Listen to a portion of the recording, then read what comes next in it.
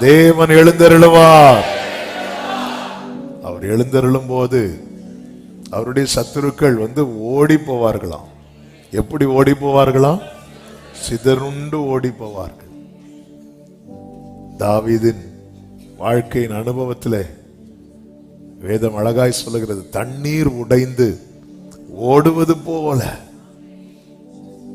சத்துரு எப்படி வருவானாம் தெரியுமா? வெள்ளம் போல. சத்துரு எப்படி வரானோ அப்படியே ஓட வைப்பார். ஹல்லேலூயா.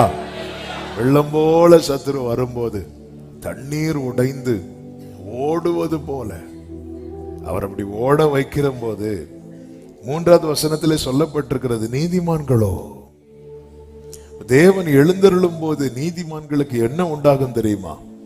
மகிழ்ச்சி உண்டாகும்.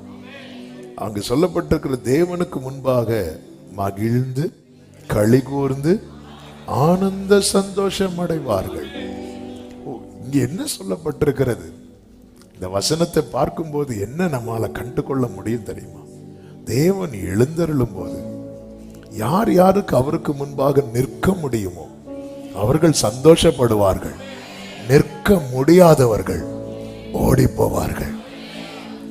என்னையும் உங்களையும் தேவன் விலையேறப்பட்ட இரத்தத்தினாலே கழுவி சுத்திகரித்து ராஜாக்களாய் ஆசாரியர்களாய் மாற்றினது அவர் எழுந்தருளும் போது ஓடி போவதற்கல்ல, அவர் எழுந்தருளும் போது அவருக்கு முன்பாக நின்று அவரை மகிமைப்படுத்துவதற்கு.